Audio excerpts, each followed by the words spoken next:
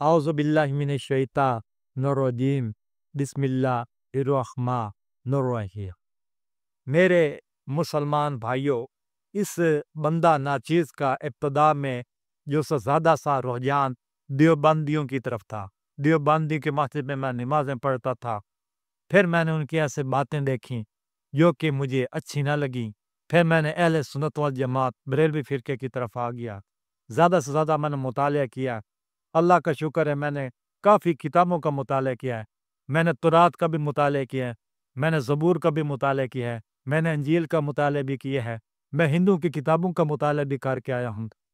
میں نے قادیانی کی کتاب کا بھی مطالعہ کیا ہے، میں نے شیعہ حضرات کی کتابوں کا مطالعہ کیا ہے، اور میں نے سکھوں کی کتابوں کا مطالعہ کیا ہے، میں نے بدھوں کی کتابوں کا مطالعہ کیا ہے۔ میں نے دنیا کا ہر جو سا گریٹ انسان تھا اس کے حالات زندگی کے بارے میں نے انگائی حاصل کی ہے۔ علم حاصل کرنا کوئی بری بات نہیں ہے، مگر چلنا اپنی ضمیر پر چلنا چاہیے، اپنے فیصلے پر چلنا چاہیے کہ سچ کیا ہے اور جھوٹ کیا ہے۔ اس چیز کو بھی انسان کو یہ مد نظر رکھنا چاہیے۔ تو میرے مسلمان بھائیوں، میں اللہ کے فضل سے زیادہ سے زیادہ صوفیاء کرام کا میں متقن ہوں۔ مجھے ان کے اس مسلک پر فخر ہے، ان کے میں اس لیے ان پر فخر کرتا ہوں، ان کی تعریف کرتا ہوں کہ انہوں نے کسی کے خلاف کبھی بات نہیں کی، انہوں نے نفرت کا پرچار نہیں کیا۔ اللہ تبارک تعالیٰ کی مخلوق کے ساتھ انہوں نے محبت کا پرچار کیا ہے، جس کا آج ایک بیان ثبوت ہے کہ ہندوستان میں ہمارے جو سے بڑے بڑے اولیاء کرام کے مزارات ہیں، جو کہ آج بھی یہ صحیح حالت میں کتنے سینکڑوں سال ہو گئے ہیں، آج بھی صحیح حالات میں کھڑے ہوئے ہیں۔ غیر مسلم بھی وہاں پر حاضر دیتے ہیں، مسلمان بھی حاضر دیتے ہیں، سکھ بھی دیتے ہیں، عیسائی بھی دیتے ہیں، وہاں پر منتر بھی بنتے ہیں، اور ان کا اللہ تبارک تعالیٰ ان کی بات سنتا بھی ہے۔ تو میرے دوستوں اور بھائیوں، میں آپ کو بتانا یہ چاہتا ہوں کہ میں کئی مرتبہ میں نے یہ دیکھا ہے کہ میں ایک مل میں تھا، یہاں پر جام میں ایک رائس مل تھی، وہاں پر میں کام کرتا تھا، بطور سلیکٹر کام کرتا تھا۔ تو وہاں پر ہمارے پاس ایک ضلع چنیوٹ کا ایک سید زادہ تھا، وہ بھی کسی مل کا وہ سلیکٹر تھا، اس کو اس مل میں آنا پڑا، ان کی ڈیلنگ تھی، لین دین تھا اس کی مل کے ساتھ۔ تو وہ جب رات کو ہمارے پاس رہا تو مل کے جو مالک تھے وہ شیخ حضرات تھے، وہ دیوبندی فرقے کے ساتھ تعلق رکھتے تھے، بڑی بڑی داڑیاں، لیکن اہل بیت کے نام سے، حضرت علی کے نام سے ان کو بہت چڑ تھی۔ میں نے ان کی باتیں سنی۔ جب وہ آیا، اس نے مجھے یہ مل مالک نے کہا، عامر صاحب تم ایسے کرو کہ تم ان کے لیے جو جن برتنوں میں تم کھاتے ہو ہم کھاتے ہیں، وہ اس برتنوں میں ان کو نہیں دینا، کیونکہ یہ شیعہ ہیں، یہ کھائیں گے تو برتن یہ ناپاک ہو جائیں گے، پلیت ہو جائیں گے۔ انہیں میں کسی اور فون کرتا ہوں، میں کسی اور جگہ سے ان کے لیے برتن منگواتا ہوں۔ تو مجھے ان کی باتوں پر سن کو بڑا یہ دل میں افسوس سا ہوا کہ یار دیکھو، ایسے لوگوں کے دلوں میں، ہمارے مسلمانوں کے دلوں میں کتنی سخت یہ نفرت بھر دی گئی ہے۔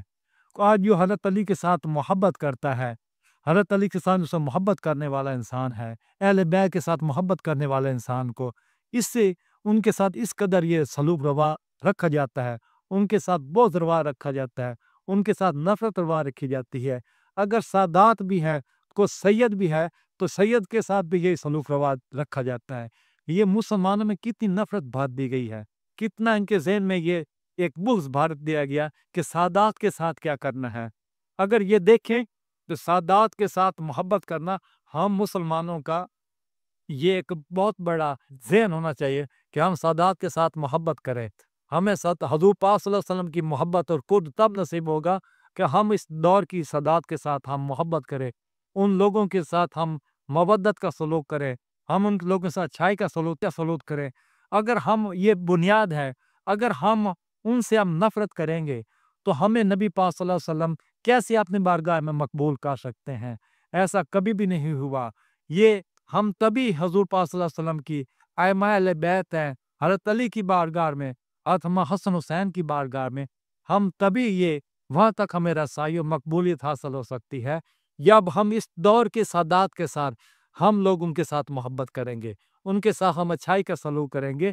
تو ہمارے نبی پاک صلی اللہ علیہ وسلم کی بہت بڑی ایک بہت بڑا ایک سٹیشن ہے، بہت بڑا یہ ایک نیٹ ورک ہے، آپ حاضر ناظر بھی ہیں، آپ کو یہ پتہ ہے کہ میرا فلانا امتی کیا کر رہا ہے، کو فلانا امتی مجھ پہ درود بھیج رہا ہے، مجھ سے فلانا بندہ محبت کر رہا ہے، میری آت کے ساتھ فلانا بندہ محبت کر رہا ہے، سادات کے ساتھ فلانا میرے لیے محبت کر رہا ہے۔ یہ سب اس چیز کا ادراک ہمارے پیارے نبی حضرت محمد صلی اللہ علیہ وسلم کو یہ ہوتا ہے، اور ہم وہ یہ سارا نظام آپ کی نگاہ کے سامنے ہے۔ اگر دوستو بھائی یہ دیکھ لیں کہ فرشتہ عزرائیل ہے، جس کی نظر میں تمام زمین کے انسان، اربوں انسان ہیں، وہ دن میں ایک روایت کے مطابق 3 مرتبہ دیکھتا ہے اور ایک روایت کے مطابق 5 مرتبہ دیکھتا ہے۔ تو ہمارے نبی پاک صلی اللہ علیہ وسلم کیا فرشتہ عزرائیل سے کم مقام رکھنے والے ہیں؟ کہ آپ کی یہ بنائی کم ہے؟ نہیں نہیں، ایسا کبھی نہیں ہو سکتا۔ ہمارے پیارے نبی پاک صلی اللہ علیہ وسلم آپ کے سامنے امتیوں کے اعمال بھی پیش کیے جاتے ہیں کہ یہ فلانا امتی آپ کا کیا کر رہا ہے، فلانا امتی کیا کر رہا ہے۔ اس کے بارے میں کئی احادیث مبارکہ بھی ہیں جو کہ اس کی تائید بھی کرتی ہیں۔ تو دوستو بھائیو، پھر یہ ایک چیز ذہن میں رکھ لینی چاہیے کہ اگر ہمیں آپ نے پیارے نبی حضرت محمد صلی اللہ علیہ وسلم کے ساتھ محبت ہے، تو پھر ہمیں اس دور کی سادات کے ساتھ بھی محبت رکھنی پڑے گی۔ مگر اگر ہم یہ نہیں رکھیں گے، ہم ان کے ساتھ یہ نفرت کا سلوک کریں گے، ہم خود کو پاک کہیں گے اور ان کو ناپاک کہیں گے، تو پھر ہم وہ پاکی نہیں ہمیں، اصل ہم ہیں پلیت۔ جو مسلمان ایسے کہتے کہ ہم پاک ہیں اور وہ پلیت ہیں، دراصل وہ لوگ خود وہ پلیت ہیں، وہ دل میں، اپنے قلب میں، اپنے باطن میں یہ ایک بدبو دار عقیدہ انہوں نے رکھا ہوا ہے۔ تو یہ بدبو دار عقیدے والے کبھی حضور پاک صلی اللہ علیہ وسلم کی بارگاہ کے نزدیک نہیں ہو سکتے۔ وما علینا الا البلاغ المبین۔